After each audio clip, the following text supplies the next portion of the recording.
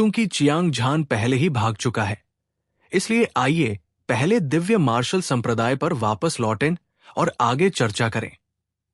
तकनीक प्रदान करने वाला एल्डर सफेद कपड़े पहने एक बूढ़ा आदमी था। उसका चेहरा युवा था, बाल सफेद थे और रंग गोरा था। उसके चेहरे की विशेषताएं नाजुक और सुंदर लग रही थी, लेकिन उसकी आंखें ब्लेड जैसी रोशनी से चमक रही थी। उसने आह भरी और अपने चेहरे पर बेहद गंभीर भाव के साथ कहा, वास्तव में आप लोगों को चियांग झान पर बहुत अधिक ध्यान देने की जरूरत नहीं है। ये सही है, वो वास्तव में प्रतिभाशाली है। तो क्या हुआ अगर वो प्रतिभाशाली है? संप्रदाय प्रमुख वर्तमान में कठपुतली राजा के मार्गदर्शन में जीवन मृत्यु चरण को तोड़ने की कोशिश कर रहा है। एक बार जब वो सफल हो जाता है तो चियांग झान और अन्य लोगों का तो कहना ही क्या, यहां तक कि उत्तरी सागर क्षेत्र के प्रमुख संप्रदाय, धर्मी और शैतान दाओं को भी उसके सामने झुकना पड़ेगा। एल्डर डोबाओ ने एक शानदार लबादा और कमर के चारों ओर एक जेड बेल्ट पहना हुआ था। उसका थोड़ा मोटा शरीर आलसी होकर वहां खड़ा था। उसने चेहरे पर मुस्कान के साथ अन्य 3 उपाधि प्राप्त बुजुर्गों की ओर देखते हुए एक सन की भावना दिखाई। उसने दुनिया की परवाह किए बिना कहा। उसके बोलने से पहले अनुशासनात्मक बुजुर्ग, सलाहकार बुजुर्ग और युद्ध बुजुर्ग सभी ने अपनी निगाहें बुजुर्ग डोबाओं पर घुमाई और उसे गुस्से से घूरने लगे। दिव्य मार्शल संप्रदाय का सबसे महत्वपूर्ण रहस्य आप इसे इतनी सहजता से कैसे बता सकते हैं? क्या आप जानते हैं कि अगर ये लीक हो गया तो क्या परिणाम होंगे? अनुशासनात्मक बुजुर्ग ने यह सुनकर अपनी भौहें ऊपर उठाई। उसकी आवाज ठंडी और डरावनी हो गई।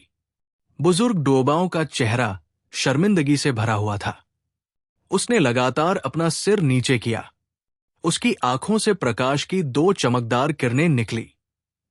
उसने घबराहट से चारों ओर देखा, जैसे उसने कुछ गलत किया हो, जैसे उसे डर था कि दूसरे लोग पता लगा लेंगे। अब जब बात यहां तक पहुंच गई है तो चलो।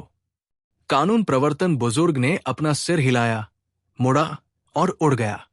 उसके बाद एल्डर टेक्निक इम्पार्टेशन, एल्डर डोबाओ और एल्डर झान ने उनका पीछा किया। विशाल शून्य में 2 आकृतियां तेज गति से उड़ रही थी। वे बिजली की तरह तेज थी, सीधे उत्तरी सागर क्षेत्र की दक्षिणी सीमा की ओर बढ़ रही थी। ये दोनों युवा थे, लगभग 20 साल के। वे गरिमामय और असाधारण दिख रहे थे। वे चियांग झान और झुए कियानलोंग थे। वे धर्मी शैतान युद्ध क्षेत्र से निकलकर पूरे दक्षिण की ओर उड़े। रास्ते में उन्होंने सभी प्रकार के दृश्य देखे। उत्तरी सागर क्षेत्र में शानदार पहाड़ और नदियां थी, जो किसी पेंटिंग की तरह खूबसूरत थी। ये अफसोस की बात थी कि दिव्य मार्शल संप्रदाय के विशेषज्ञों का पीछा करने से बचने के लिए ये अफसोस की बात थी। चियांग झान और झुए कियानलोंग केवल उजाड़ और बर्बर दक्षिणी सीमा तक जा सकते थे, क्योंकि वो स्वर्गीय शैतान संप्रदाय का क्षेत्र था। दिव्य मार्शल संप्रदाय के सबसे शक्तिशाली विशेषज्ञ भी कोई जोखिम लेने की हिम्मत नहीं करते थे। श्री चियांग, आप स्वर्गीय शैतान संप्रदाय के बारे में कितना जानते हैं? जब झुए कियानलोंग उड़ रहा था तो वो चियांग झान के साथ बातचीत करते हुए अपने आसपास के माहौल को ध्यान से देख रहा था। मैंने सुना है कि स्वर्गीय शैतान संप्रदाय का वर्तमान संप्रदाय नेता पहले ही स्वर्गीय मानव चरण की 10वीं परत के शिखर पर पहुंच चुका है और उसकी ताकत अथाह है। इसके बाद 4 सबसे मजबूत शीर्षक वाले बुजुर्ग हैं। स्वर्गीय शैतान पुराने पूर्वज मुरझाए हुए अस्थि, रक्त शैतान पुराने पूर्वज और निचले पुराने पूर्वज। उनमें से प्रत्येक सबसे शक्तिशाली दिव्य आकार चरण संप्रभु विशेषज्ञ है। ये विशेष रूप से स्वर्गीय शैतान पुराने पूर्वज के लिए सच था। ऐसा कहा जाता था कि वो पहले ही स्वर्गीय मानव चरण में आधा कदम बढ़ा चुका था। दिव्य मार्शल संप्रदाय के कानून प्रवर्तन बुजुर्ग की तुलना में इन सभी वर्षों में चियांग झान दुनिया भर में घूम रहा था। उसकी दृष्टि और ज्ञान नाटकीय रूप से बदल गया था। खासकर जब से वो हत्यारों के राजा की यादों में विलीन हो गया है, वो बहुत सारे रहस्य जानता है। हालांकि ये सभी जानकारी 10,000 साल पहले की थी। इस बार स्वर्गीय शैतान संप्रदाय में घुसना उसके लिए ज्यादा मददगार नहीं होगा। फिर भी उसने पहले भी स्वर्गीय शैतान संप्रदाय के बारे में सुना था। बिना सोचे समझे उसने उन्हें स्वर्गीय शैतान संप्रदाय के कुछ सबसे शक्तिशाली विशेषज्ञों के बारे में बताया। बेशक स्वर्गीय शैतान संप्रदाय के 10 महान संत भी बेहद भयानक अस्तित्व है और मो तियान और जू वुशांग को कम करके नहीं आका जाना चाहिए। चियांग झान ने झूहे कियानलोंग को देखा और मुस्कुराते हुए कहा, स्वर्गीय शैतान संप्रदाय में कभी अमर राजा था। इसने दुनिया पर राज किया और इसकी शैतानी ताकत बेजोड़ थी। यहां तक कि दिव्य मार्शल संप्रदाय भी इसे कम आंकने की हिम्मत नहीं करेगा। जहां तक मुझे पता है, आपने अभी जिन विशेषज्ञों का उल्लेख किया है, उनके अलावा स्वर्गीय शैतान संप्रदाय में कोई और नहीं है। में 2 और लोग हैं जो हमारे ध्यान के योग्य हैं। झूहे कियानलोंग ने भौहें सिकोड़ी और कहा, क्या आप कन्फ्यूशनिस्ट शैतान स्वर्गीय संप्रभु और तलवार के आदि को जानते हैं? कन्फ्यूशनिस्ट शैतान स्वर्गीय संप्रभु, तलवार के आदि। चियांग झान ने अपना सिर हिलाया। यह पहली बार था जब उसने इन 2 नामों के बारे में सुना था। इससे पहले उसे इनके बारे में कोई जानकारी नहीं थी। अफवाहों के अनुसार स्वर्गीय शैतान संप्रदाय के युवा प्रतिभाशाली लोगों में 4 राक्षसी प्रतिभाशाली लोग हैं। मो तियान और जू वुशांग उनमें से केवल 2 थे। शेष 2 कन्फ्यूशनिस्ट शैतान स्वर्गीय संप्रभु और तलवार व्यसनी थे। हालांकि मैंने उन्हें पहले कभी नहीं देखा है। मैंने सुना है कि कन्फ्यूशनिस्ट शैतान स्वर्गीय संप्रभु स्वर्गीय शैतान संप्रदाय के वर्तमान संप्रदाय नेता का बेटा है। वो बोलने की क्षमता के साथ पैदा हुआ था और उसने खुद को कन्फ्यूशनिस्ट शैतान स्वर्गीय संप्रभु कहा, बाकी सभी को नीचा दिखाया। वो अतुलनीय रूप से अभिमानी था, यहां तक कि अपने पिता का विरोध करने की हिम्मत भी करता था। सबसे अजीब बात यह थी कि इस आदमी ने कभी भी किसी शैतान साधना तकनीक की खेती नहीं की थी, लेकिन दूसरों पर हमला करने के लिए सभी प्रकार के अजीब शब्द लिखने में सक्षम होना शक्ति अविश्वसनीय है। तलवार व्यसनी एक परित्यक्त शिशु है। वो बहरा और अंधा पैदा हुआ था और वो बोलना नहीं जानता। हालांकि वो अनगिनत तलवार तकनीकों में कुशल है और हर एक में से एक उनमें से बहुत ही भयानक है। ऐसा कहा जाता है कि जब किसी से लड़ाई होती है तो तलवार का एक वार उसे मारने के लिए काफी होता है। कन्फ्यूशनिस्ट डेविल हेवनली सॉवरेन और स्वॉर्ड एडिक्ट संकी और अनियंत्रित है। ऐसा मत सोचो कि वे दोनों हेवनली डेविल संप्रदाय के शिष्य हैं। हालांकि कोई भी उन्हें संगठित करने में सक्षम नहीं था, इसलिए उन्होंने कभी भी धर्मी शैतान युद्ध के मैदान में कदम नहीं रखा। धमाका। हालांकि अगर हम इस बार स्वर्गीय शैतान संप्रदाय में घुस गए तो हम उनसे टकरा सकते हैं। झूहे कियानलोंग स्वर्गीय शैतान संप्रदाय की आंतरिक स्थिति के बारे में बात करते रहे, खासकर जब उन्होंने कन्फ्यूशनिस्ट शैतान स्वर्गीय संप्रभु और तलवार के आदि के बारे में बात की। न केवल उन्होंने स्थिति को विस्तार से समझाया, बल्कि उनके चेहरे पर डर का भाव भी दिखा। कोई ऐसा व्यक्ति जो झूहे कियानलोंग को चिंतित कर सकता था, निश्चित रूप से एक भयानक अस्तित्व था। चियांग झान इस बात से अच्छी तरह वाकिफ थे। झूहे कियानलोंग के साथ अपनी बातचीत के माध्यम से चियांग झान ने पाया कि इस व्यक्ति ने स्वर्गीय शैतान संप्रदाय के सभी रहस्यों को समझ लिया है और उसका समृद्ध अनुभव किसी की कल्पना से परे था। इसके अलावा स्वर्गीय शैतान संप्रदाय उतना सरल नहीं था जितना सतह पर लगता था। शैतान दाओ संप्रदाय का ये प्रतिभाशाली व्यक्ति कई स्थानों पर खड़ा था और उसके पास अनगिनत विशेषज्ञ थे। यह कहा जा सकता है कि वो एक ड्रैगन की मांद था, एक बाघ की मांद और बाघ की मांद। चियांग झान और झूहे कियानलोंग की ताकत के बावजूद उनके लिए संप्रदाय में घुसना बेहद खतरनाक था। हालांकि उनका स्वभाव दृढ़ था और उन्हें कोई डर नहीं था। उनका पीछे हटने का कोई इरादा नहीं था। स्वूश, स्वूश, शूटिंग स्टार की तरह चियांग झान और झूहे कियानलोंग ने अपनी गति को अधिकतम तक बढ़ा दिया और स्वर्गीय शैतान संप्रदाय की ओर भागना जारी रखा। समय एक झटके में बीत गया। आधे महीने बाद चियांग झान और झूहे कियानलोंग अनगिनत पहाड़ों और नदियों का अनुभव करने के बाद आखिरकार उत्तरी सागर डोमेन की दक्षिणी सीमा पर पहुंच गए। चारों ओर देखने पर यह एक उजाड़ और दूरस्थ दुनिया थी। निरंतर पर्वत श्रृंखलाएं आपस में जुड़ी हुई थी। जंगलों के बड़े बड़े टुकड़े हरे भरे और रसीले थे, जिनमें हरी भरी शाखाएं और पत्तियां थी। हालांकि वे अव्यवस्थित दिखते थे, जिससे लोगों को ऐसा लगता था कि वे पहले कभी वहां नहीं गए थे। आकाश में एक घनी और उफनती शैतान क्यूई ने पूरी दुनिया को ज्वार की लहर की तरह ढक लिया। इसने एक क्रूर और खूनी आभा पैदा की, जिसने किसी की रीढ़ में सिहरन पैदा कर दी। हर जगह खून और कत्लेआम देखा जा सकता था। अनगिनत शैतान दाव विशेषज्ञ अधिक से अधिक अभिमानी और क्रूर होते जा रहे थे। अगर वे एक दूसरे के साथ नहीं मिलते तो उनके लिए लड़ाई शुरू करना बिल्कुल सामान्य बात थी। ये एक क्रूर दुनिया थी और इस दुनिया में जंगल का कानून पूरी तरह से प्रदर्शित होता था।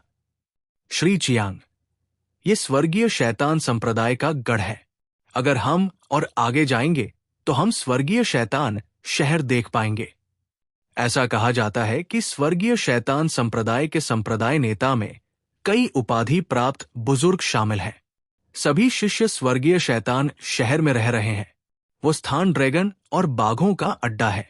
हमें अपना रूप बदलना चाहिए। कोई गलती न करें। झूहे कियानलोंग ने अपने सामने शैतान क्यूई को देखा, जो लगातार मजबूत होता जा रहा था। उसने डर का कोई लक्षण नहीं दिखाया।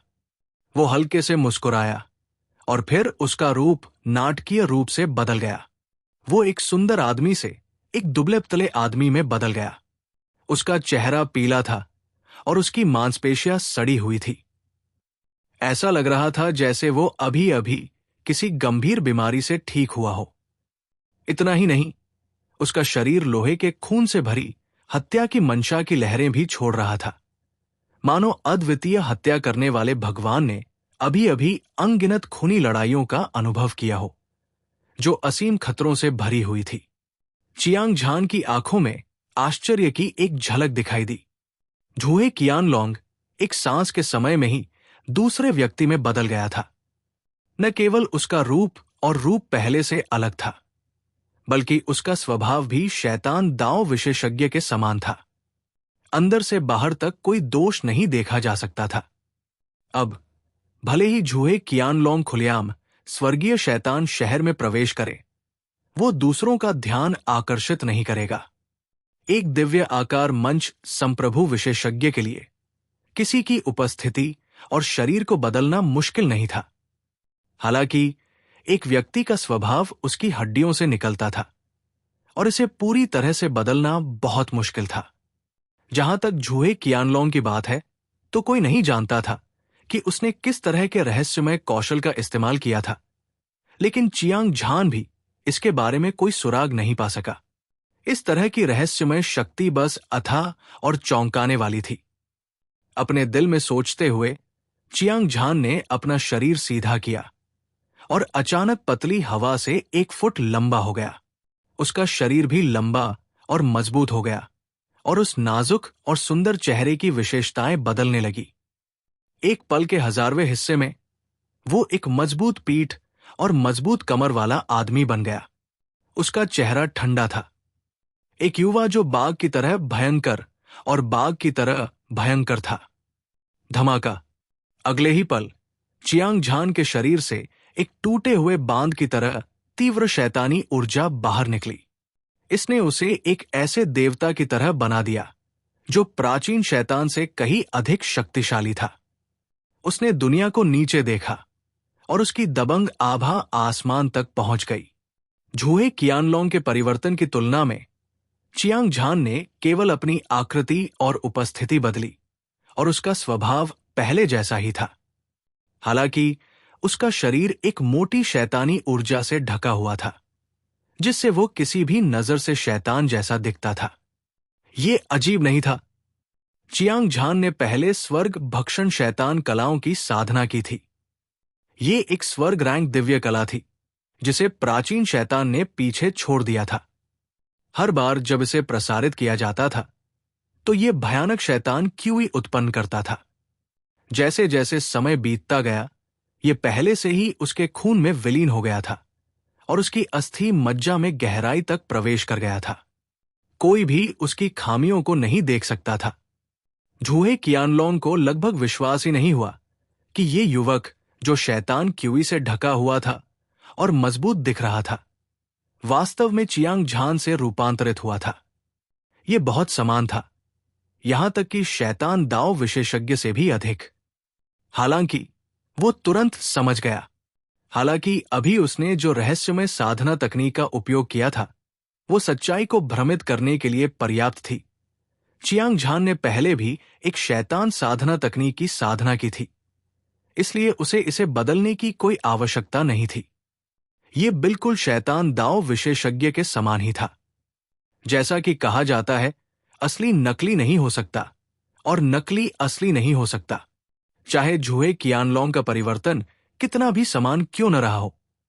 ये चियांग झान के शरीर में शैतान क्यूई जितना स्पष्ट नहीं था। श्री चियांग, आपने शैतान दाव दिव्य कला की साधना की है। इसमें कोई संदेह नहीं है कि एक बार जब आप स्वर्गीय शैतान संप्रदाय में प्रवेश करेंगे तो आप सुरक्षित रहेंगे। लेकिन अब से आपको और मुझे सावधान रहना होगा। अपनी पहचान उजागर न करें, अन्यथा आपके लिए स्वर्गीय शैतान शहर में प्रवेश करना आसान हो जाएगा। हमारे लिए फिर से बाहर आना मुश्किल होगा। जब झूहे कियानलोंग सोच रहा था, तो उसने गंभीर भाव से चियांग झान को देखा और कहा, चिंता मत करो, मुझे पता है कि क्या करना है। चियांग झान ने मुस्कुराते हुए सिर हिलाया और कहा, वास्तव में जब आप स्वर्गीय शैतान संप्रदाय में घुसते हैं, तो सावधान रहने की कोई आवश्यकता नहीं है। इससे लोगों को आप पर शक हो जाएगा। इसके अलावा आपको और मुझे अलग हो जाना चाहिए और स्वर्गीय शैतान शहर में प्रवेश करना चाहिए। हम बसने के बाद एक दूसरे से संपर्क कर सकते हैं। इस तरह हम किसी का ध्यान आकर्षित नहीं करेंगे। झूहे कियानलोंग ने सिर हिलाया। उसके मन में भी चियांग झान जैसा ही विचार था। अलग अलग काम करना ज्यादा सुरक्षित होगा। इसके अलावा अगर कोई अपनी पहचान उजागर करता है, तो वो एक झटके में पकड़ा नहीं जाएगा। यही तो मैं चाहता था। मी चियांग, अब मैं विदा लेता हूं। झूहे कियानलोंग बोलते हुए उसने चियांग झान को एक गुप्त संकेत दिया और अकेले ही हेवनली डेविल सिटी की ओर उड़ गया। झूहे कियानलोंग को बिना किसी निशान के गायब होते देख चियांग झान ने स्टोरेज रिंग से डेविल डाओ एक्सपर्ट द्वारा छोड़ा गया एक काला लबादा पाया और उसे पहन लिया। फिर वो शांत भाव से हेवनली डेविल सिटी की ओर चल पड़ा। लगभग 100 मील की उड़ान भरने के बाद उसने दूर से एक भयानक शक्ति को आते हुए महसूस किया। ये ब्रह्मांड जितना विशाल था। ये पहाड़ों में छिपा एक विशाल शहर था। ये राजसी और चौंकाने वाला था। ये किस तरह का शहर था?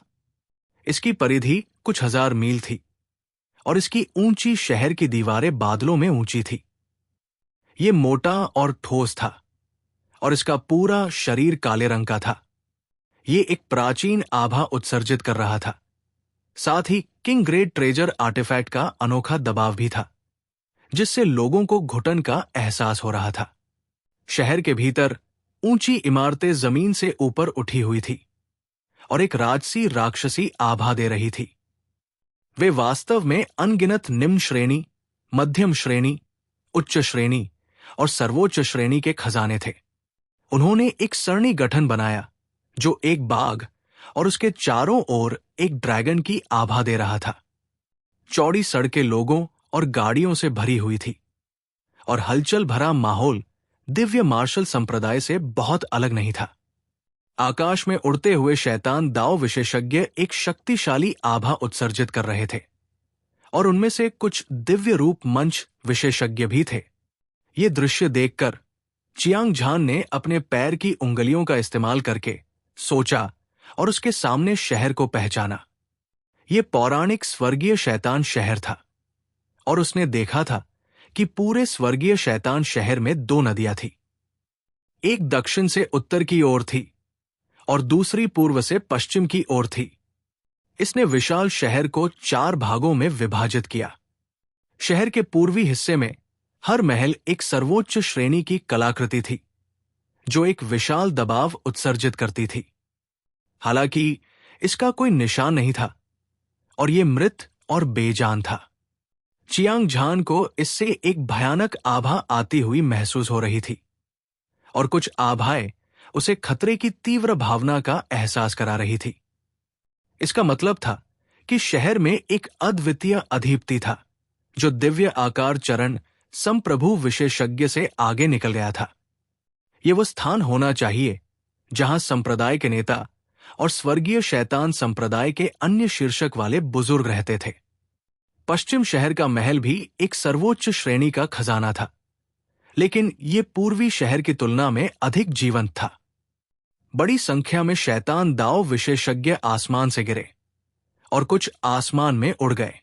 दृश्य चकाचौंध था और उनमें से अधिकांश लोग मैजिक इमेज स्टेज पर थे। उनमें से सबसे मजबूत सर्वोच्च स्तर पर पहुंच गया था और उनमें से कुछ तो दिव्य रूप चरण विशेषज्ञ के बराबर भी थे। यह स्पष्ट था कि वे स्वर्गीय शैतान संप्रदाय के सच्चे शिष्य थे। दक्षिण शहर और उत्तरी शहर के महल क्रमशः निम्न श्रेणी के थे। मध्यम श्रेणी का खजाना कलाकृति। हालांकि वहां लोगों का एक समुद्र था और ध्वनि तरंगे आसमान तक पहुंच गई। हजारों शैतान पथ के शिष्य चौड़ी और सीधी सड़कों से गुजर रहे थे। वे क्रमशः आकार परिवर्तन चरण, दिव्य कोर चरण और क्लेश पतन चरण थे। यह स्पष्ट था कि वे सभी एक ही स्तर पर थे। वे सभी स्वर्गीय शैतान के बाहरी घेरे और भीतरी घेरे के शिष्य थे। यह स्वीकार करना होगा कि जब से चियांग झान कियानकुन राजा की 2 आंखों के साथ विलीन हुआ, तब से उसने सब कुछ देखने की क्षमता हासिल कर ली थी। उसने स्वर्गीय शैतान शहर के बाहर केवल कुछ नजरें डाली और उसे पूरे शहर की स्थिति की स्पष्ट समझ थी। पूर्व, दक्षिण, पश्चिम और उत्तर के शहर अलग अलग तरह के खजानों से बने थे। इन शहरों में स्वर्गीय शैतान संप्रदाय के शिष्य रहते थे, मानो वे अपनी पहचान को अलग करने की कोशिश कर रहे हों।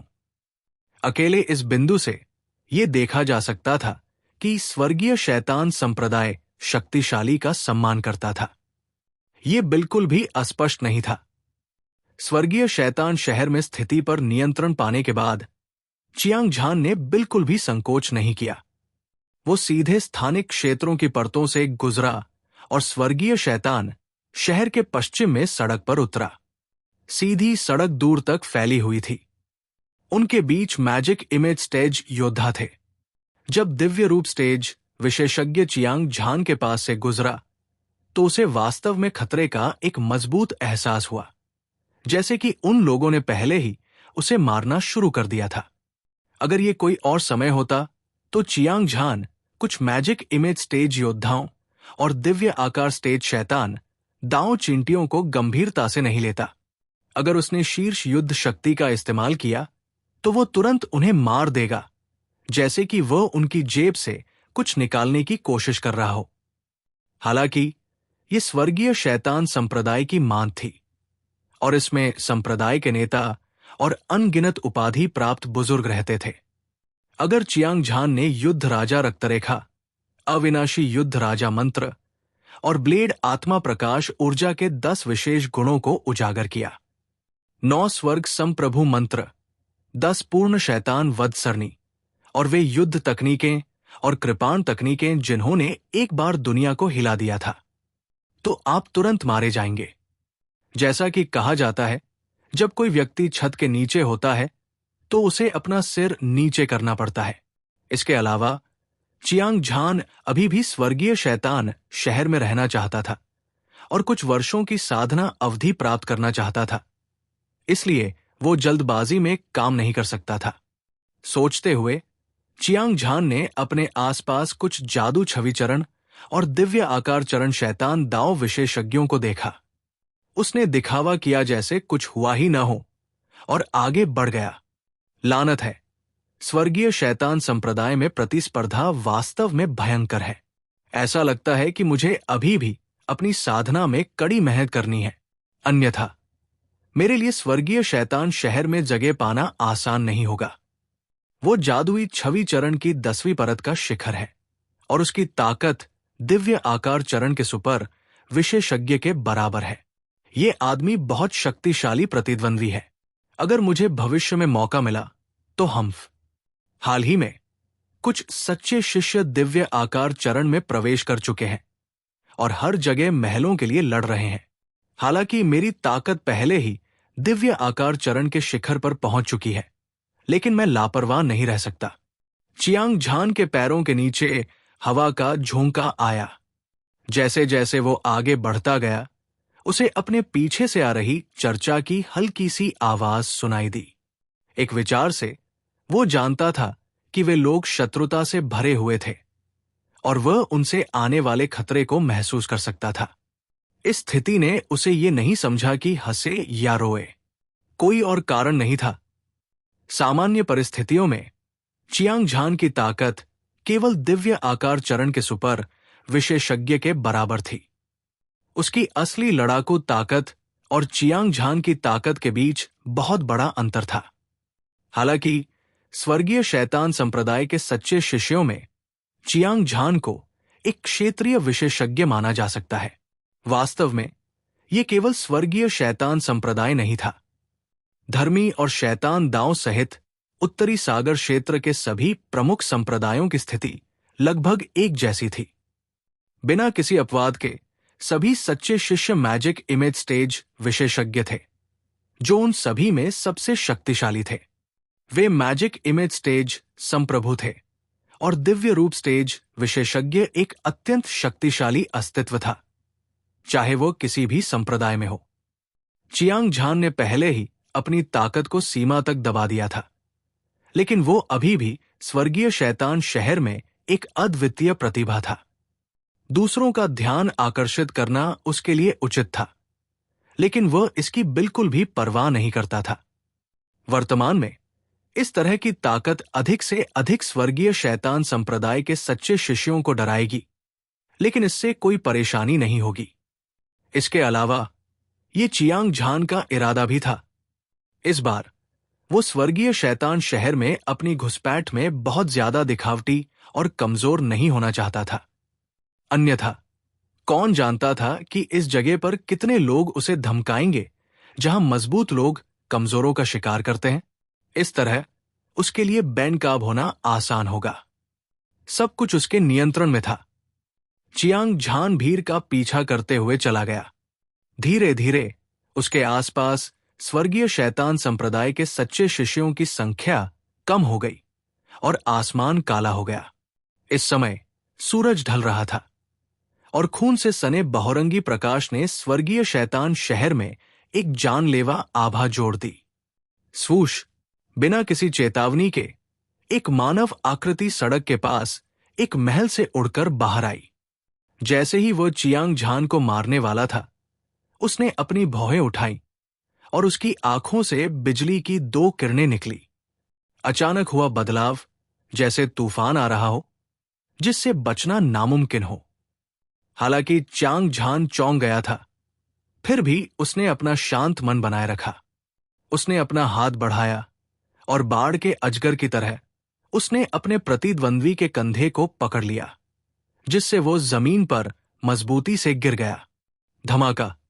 लगभग उसी समय चियांग झान ने अपने प्रतिद्वंद्वी के शरीर से एक भयानक शक्ति को बाहर निकलते हुए महसूस किया, जिससे उसका हाथ सुन्न हो गया। ऐसा लगा जैसे उसे बिजली का झटका लगा हो और उसके शरीर का खून उबल रहा हो।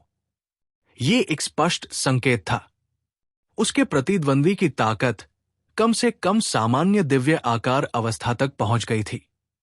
हालांकि उनके बीच अभी भी एक निश्चित अंतर था, फिर भी वो बहुत शक्तिशाली था। जैसे ही उसकी दिव्य भावना टिमटिमाई, चियांग झान ने देखा कि प्रतिद्वंद्वी एक युवा व्यक्ति था।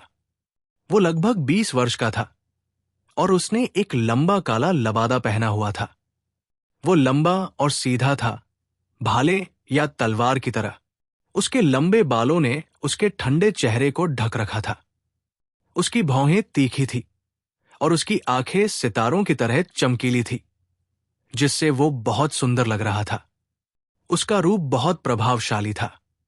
हालांकि इस समय काले कपड़े पहने युवक के चेहरे की विशेषताएं टेढ़ी थी और उसके 7 छिद्रों से खून बह रहा था। वो क्रूर और भयंकर लग रहा था। वो जादुई छवि चरण की 10वीं परत के शिखर पर है और उसकी ताकत सभी साधारण दिव्य आकार चरण योद्धाओं में सबसे मजबूत मानी जाती है। चियांग झान ने अपने प्रतिद्वंद्वी की नींव को एक नजर में ही देख लिया था और वो एक बार फिर चौंकने से खुद को नहीं रोक सका।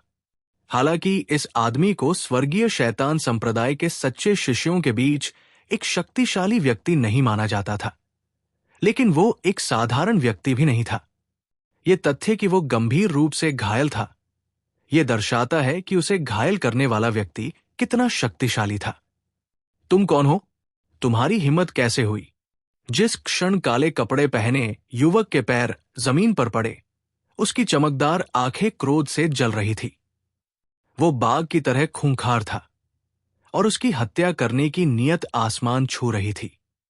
उसने चियांग झान को एक भयंकर नजर से देखा। उसने अभी अभी एक भयंकर दहाड़ लगाई थी और इससे पहले कि वो अपनी बात पूरी कर पाता, उसने अचानक अपना मुंह बंद कर लिया, क्योंकि वो चियांग झान के शरीर से एक तीव्र दबाव महसूस कर सकता था। ये एक तरह का भयानक दबाव था जिसे केवल दिव्य आकार मंच के सुपर विशेषज्ञ का सामना करते समय ही महसूस किया जा सकता था। ये उसकी अस्थि मज्जा में गहराई तक घुस गया। शैतान दांव के लोगों ने हमेशा जंगल के कानून का पालन किया था। जंगल का कानून था और ये अतुलनीय रूप से क्रूर था। हालांकि एक साधारण दिव्य आकार मंच विशेषज्ञ एक सुपर विशेषज्ञ से केवल एक स्तर दूर था।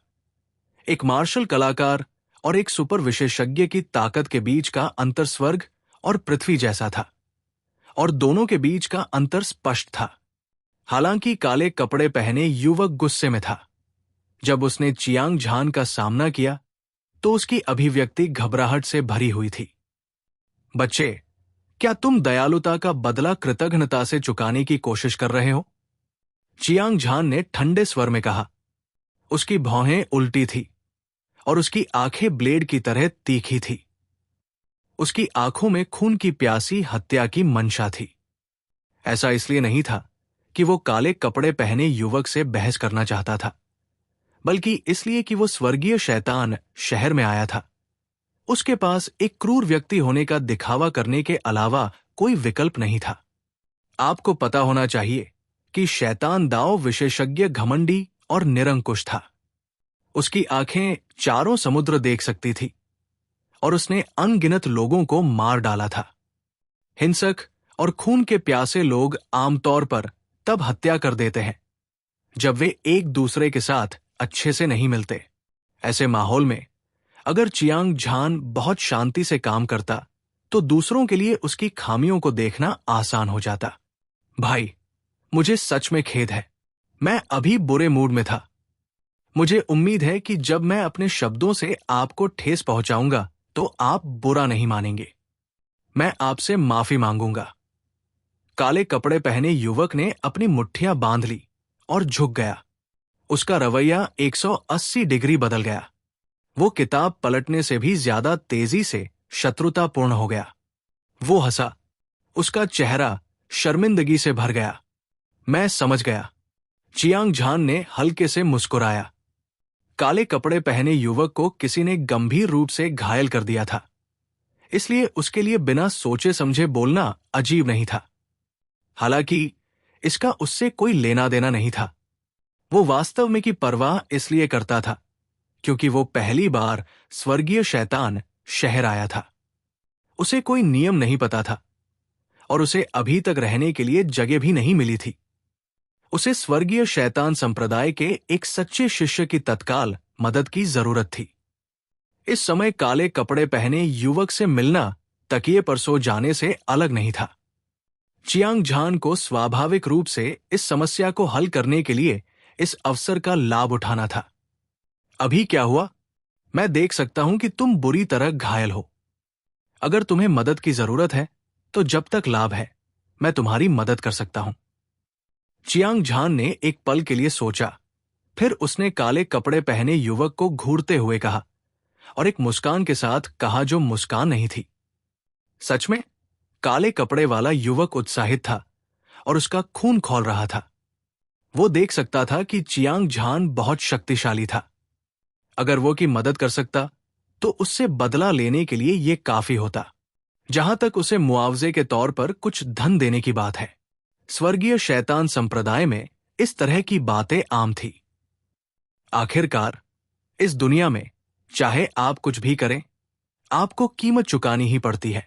इसके अलावा यह पहली बार था जब काले कपड़े वाला युवक और चियांग झान मिले थे और उनका एक दूसरे से कोई रिश्ता नहीं था। इसलिए स्वाभाविक रूप से वे बिना किसी कारण के मदद करने के लिए अपनी तलवारें नहीं निकालेंगे, क्योंकि ये शैतान दाव विशेषज्ञ की शैली नहीं थी। ये तो मानना ही पड़ेगा कि चियांग झान का दिमाग बहुत ही चतुर और बुद्धिमान था। हालांकि वो शैतान नहीं था, लेकिन उसके शब्द और कार्य दोषहीन थे। भाई, तुम्हें पता होना चाहिए कि हमारा स्वर्गीय शैतान संप्रदाय उजाड़ सीमा में स्थित है। संसाधनों की कमी के कारण मैं केवल 5 मिलियन उच्च श्रेणी के स्पिरिट स्टोन ही निकाल सकता हूं। यदि तुम मेरी मदद करने को तैयार हो, सैवेज ब्लेड से निपटने के बाद मैं अपना महल तुम्हें दे दूंगा। तुम क्या सोचते हो? काले कपड़े पहने युवक ने अपनी दाहिनी मध्यमा उंगली पर काली स्टोरेज रिंग को सहलाया और उसके चेहरे पर एक पीड़ा भरी अभिव्यक्ति दिखाई दी। उसने कहा, 5 मिलियन उच्च श्रेणी के स्पिरिट स्टोन थोड़े कम है, लेकिन हम सभी स्वर्गीय शैतान संप्रदाय के शिष्य हैं, इसलिए मैं तुम्हारे लिए चीजें मुश्किल नहीं बनाऊंगा। बताओ, तुम्हें किस तरह की परेशानी का सामना करना पड़ा है? चियांग झान ने स्पिरिट स्टोन की खातिर काले कपड़े पहने युवक की मदद नहीं की। उसके पास ढेर सारी दौलत थी। 5 मिलियन उच्च श्रेणी के स्पिरिट स्टोन की तो बात ही छोड़ो, भले ही वो 10 मिलियन या 100 मिलियन ही क्यों न हो, वो इसे गंभीरता से नहीं लेगा। साथ ही काले कपड़े पहने युवक के स्वर से ऐसा लग रहा था कि अगर वो उसके लिए खड़ा हो जाए तो उसे महल मिल जाएगा। अगर वो के साथ रहता भी तो भी उसके पास रहने के लिए जगह होती। इस सौदे में सैकड़ों लाभ थे, लेकिन कोई नुकसान नहीं, जब तक वो स्वर्गीय शैतान शहर में बस सकता था।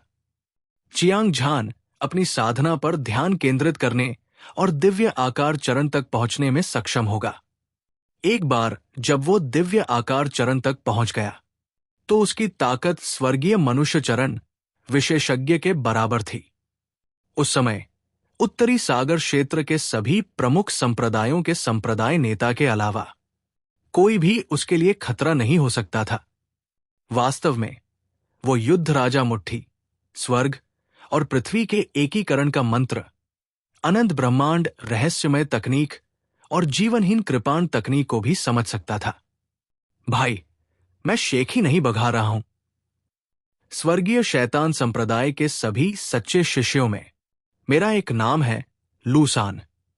इसलिए मैं फेंगुआ मंडप में अकेला रहता हूं। यह सच है कि मैं बेफिक्र होकर जी रहा हूं। दुर्भाग्य से सैवेज ब्लेड अभी कुछ देर पहले ही धर्मी शैतान युद्ध क्षेत्र से वापस आया है। इस आदमी का स्वभाव जंगली और घमंडी है। उसने मुझसे फेंगुआ मंडप छोड़ने के लिए कहने की हिम्मत कैसे की? मैं इतनी आसानी से अपना सिर कैसे झुका सकता हूं? अंत में हमारे बीच संघर्ष छिड़ गया। मैं युद्ध के दौरान लापरवाह था और उड़ गया। काले कपड़े पहने युवक, जो खुद को लूसान कहता था, बातें करता रहा। उनकी बातचीत के जरिए चियांग झान को स्वर्गीय शैतान शहर के बारे में पता चला। हालांकि शहर के पश्चिमी हिस्से में कई बेहतरीन दर्जे के खजाने के महल थे, फिर भी स्वर्गीय शैतान संप्रदाय में सच्चे शिष्यों की संख्या बहुत ज्यादा थी और भेड़िए बहुत थे और मांस बहुत कम था।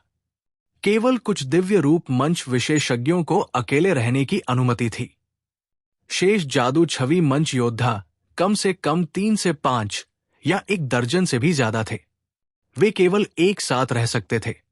ऐसी परिस्थितियों में एक बार जब कोई दिव्य आकार मंच में घुस जाता या कोई शक्तिशाली विशेषज्ञ धर्मी शैतान युद्ध के मैदान से लौटता, तो वे किसी दूसरे व्यक्ति के महल को अपने लिए जब्त कर लेते। लू सान को ऐसी स्थिति का सामना करना पड़ा था। उसकी ताकत केवल साधारण दिव्य आकार मंच पर थी। उसे सभी दिव्य आकार मंच विशेषज्ञों में सबसे कमजोर माना जाता था। यही वजह थी कि महल को सैवेज ब्लेड नामक एक विशेषज्ञ ने छीन लिया था। उसे भी गंभीर चोट लगी थी। यह सब पता लगाने के बाद चियांग झान ने अपनी नजर लंबी सड़क के आसपास स्थित एक बेहतरीन महल पर डाली। उसने गेट के ऊपर लटकी एक काली पट्टिका देखी। ये अज्ञात था कि इसे किस सामग्री से परिष्कृत किया गया था। पट्टिका पर उस पर 3 बड़े शब्द लिखे थे, फेंगहुआ मंडप। उसे ये जानने के लिए पूछने की जरूरत नहीं थी कि ये वही महल था जहां लू सैन रहता था।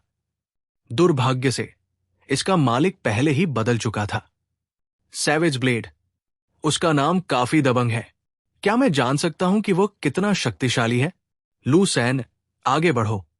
मैं महल वापस लेने में तुम्हारी मदद करूंगा। चियांग झान ने भावहीन चेहरे के साथ कहा। धन्यवाद, भाई। अपने समर्थक को खोजने के बाद लू सैन ने अपनी पीठ सीधी की और फेंगहुआ मंडप में चले गए। चियांग झान उसके पीछे गया और दरवाजा पार किया। उसने मंडप के विशाल अंदरूनी हिस्से को देखा। वातावरण शांत था। दृश्य एक पेंटिंग की तरह था। भविष्य में वो कहाँ रहेगा, इस बारे में सोचते हुए चियांग झान का मूड अचानक स्पष्ट हो गया। हालांकि लू सान और चियांग झान की मानसिकता बिल्कुल अलग थी। उसे सैवेज ब्लेड ने बुरी तरह घायल कर दिया था और उसे मंडप से बाहर निकाल दिया गया था। वो अपने गुस्से को रोक नहीं पाया, खासकर चियांग झान की मदद से। वो अचानक घमंडी हो गया। सैवेज ब्लेड, यहां से निकल जाओ। लानत है तुम पर, यह मंडप मेरा है। लू सान के मुंह से एक ठंडी और जानलेवा आवाज निकली। जैसे ही वह दहाड़ा, उसकी पुतलियां अचानक सिकुड़ गई और एक भयावह भाव प्रकट हुआ। इस समय एक जंगली युवक जो 30 के दशक में लग रहा था, विपरीत दिशा से चला आया। वो लंबा कद, बाघ जैसा शरीर और भेड़िए जैसी कमर वाला था।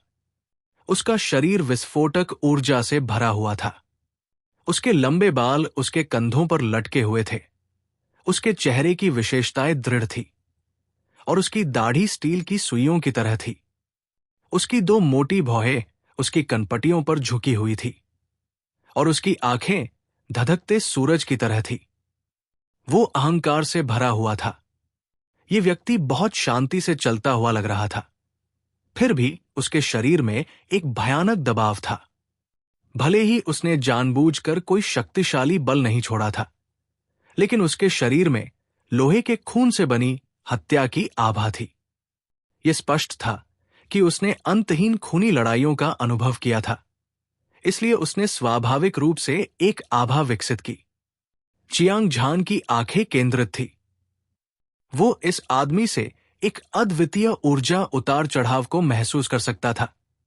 ये एक सुपर दिव्य आकार चरण योद्धा था और वो सबसे भयानक था।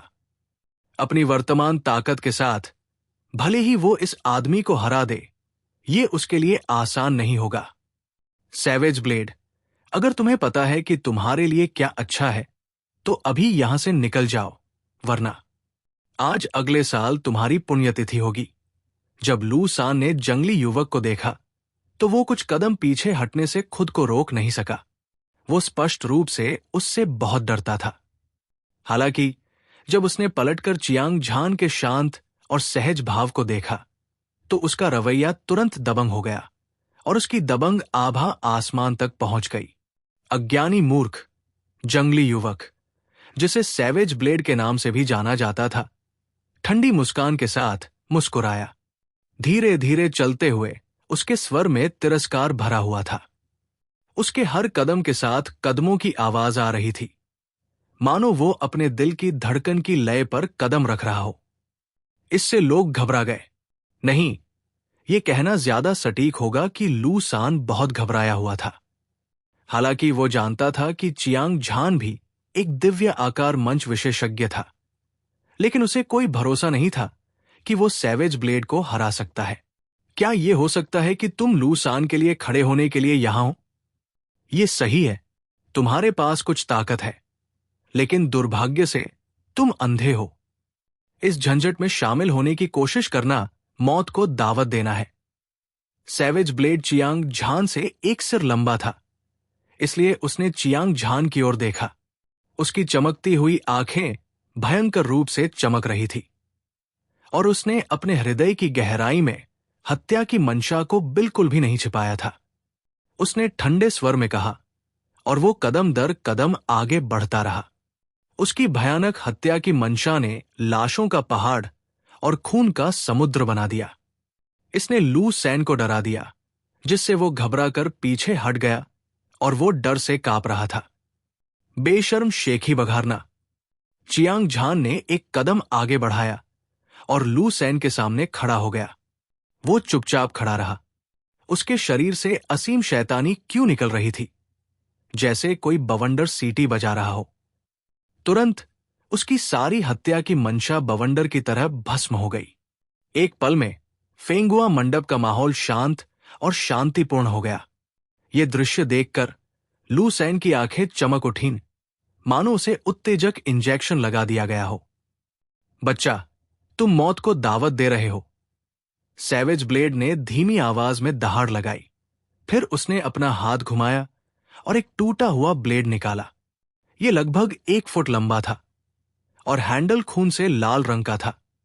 इस पर शंक्वाकार पैटर्न के घेरे थे। इसे वास्तव में स्लॉटर ओरिजिन क्रिस्टल पत्थरों से परिष्कृत किया गया था। ऐसा लग रहा था कि ब्लेड को किसी धारदार हथियार से काटा गया है। फ्रैक्चर बहुत स्पष्ट था। हालांकि यह टूटा हुआ ब्लेड अधूरा था, फिर भी इसने शीर्ष श्रेणी के खजाने का अनूठा दबाव उत्सर्जित किया। इसने स्वर्ग और पृथ्वी को हिला दिया, और इसकी हत्या करने की मंशा दमनकारी थी। एक भयानक कृपाण आभा फूट पड़ी। इसने स्वर्ग को काट दिया और पृथ्वी को चकनाचूर कर दिया, शून्य को चकनाचूर कर दिया। ये एक सर्वविजयी तेज धार थी।